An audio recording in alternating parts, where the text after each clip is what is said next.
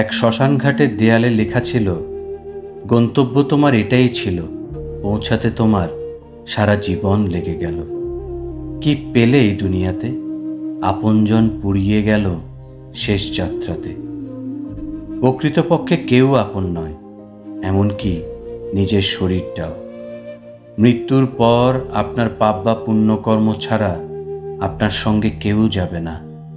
এই যে এত এত অর্থ সম্পদ, ধন দৌলত, জায়গা জমি, মানুষকে ঠকিয়ে যারা নিজের করে নিয়েছে, তাদেরকেও একদিন এই শ্মশানেই আসতে হবে।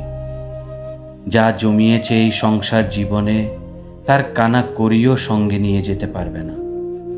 আবার কিছু মানুষ আছে, নিজের রূপ সৌন্দর্যের অহংকারে ভালোভাবে কথাই বলে না।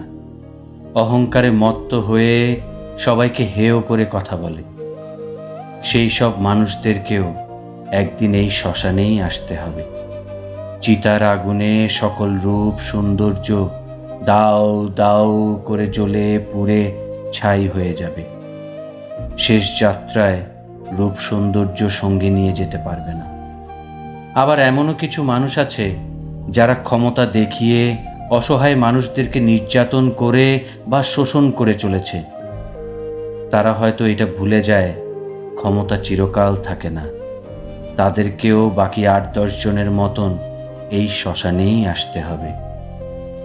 প্রতিটা খারাপ কর্মকে সঙ্গে নিয়েই এই হলোক ত্যাগ করতে হবে। মানব জীবন বড়ই দুর্লভ, তাই ক্ষণিকের এই সংসারে খারাপ মন্দ কাজগুলো হতে নিজেকে বিরত রেখে ভালো কাজে অংশগ্রহণ করতে হবে। জীবদ্দশায় পরিবারকে সঙ্গে নিয়ে মন্দিরে যেতে হবে, ধর্মবাণী শ্রবণ করতে হবে।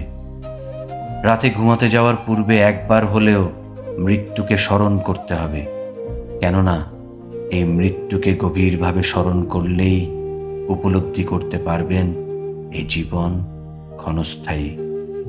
এই দেহটাকেই সাথে নিয়ে যেতে পারবেন না, ধন দৌলত জায়গা জমি তো দূরের কথা। তাই সময় থাকতে সৎ পথে চলুন, ধর্ম আচরণ করুন। ইহজীবন হতে শুধু ভালো কর্মগুলোই আপনার সঙ্গে যাবে। জগতের সকল প্রাণী সুখী হোক, সকল প্রাণীর দুঃখ মুক্তি হোক।